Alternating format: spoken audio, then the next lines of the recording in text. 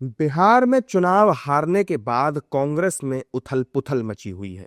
कांग्रेस की एक बैठक हुई जिसमें यह तय हुआ कि पार्टी दिल्ली में एसआईआर के खिलाफ बड़े स्तर पर एक विरोध रैली आयोजित करेगी। इस बैठक के दौरान कांग्रेस अध्यक्ष मल्लिकार्जुन खड़गे ने आरोप लगाया कि बीजेपी मतदाता सूची प्रक्रिया को वोट चोरी के लिए हथियार बनाने की कोशिश कर रही है। इसके विरोध में कांग्रेस दिसंबर के पहले हफ्ते में दिल्ली में बड़ी विरोध रैली भी करेगी। अब इस रैली को लेकर इंडी गठबंधन के नेताओं की प्रतिक्रियाएं भी सामने आ रही हैं। इलेक्शन कमीशन को अगर कोई कष्ट है और कोई खेद है तो वो स्पष्ट जवाब दे सकते हैं। उन्होंने भी देने का प्रयास किया है। अब इसको फाइनली कौन जज करेगा? आम जनता जज करेगी। हर व्यक्ति को लोकतंत्र में, डेमोक्रेसी में अपनी बात कहने का अधिकार है। उनको भी अधिकार है जो आज हमको क्रिटिसाइज़ कर रहे हैं, उनको भी अधिकार है, वो भी कहें। फिर आम जनता को छोड़ दें, आम जनता को तय करने दीजिए। आपका काम भी यही है, आपका मीडिया का भी काम है कि जो भी कहा जाए उसको आप आम जनता तक पहुंचाएं और जनता की जो प्रतिक्रिया हो, जो उनका रिएक्शन रिस्पॉन्स हो, वो भी आप सबको पहुंचाएं।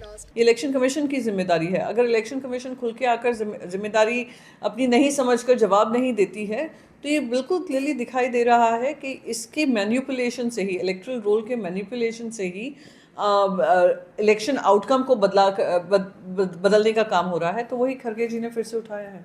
वहीं बीजेपी इसको लेकर कांग्रेस पर हमलावर है और कह रही है कि विपक्षी पार्टियों को ये सब करने के बजाय अपनी हार पर मंथन करना चाहिए।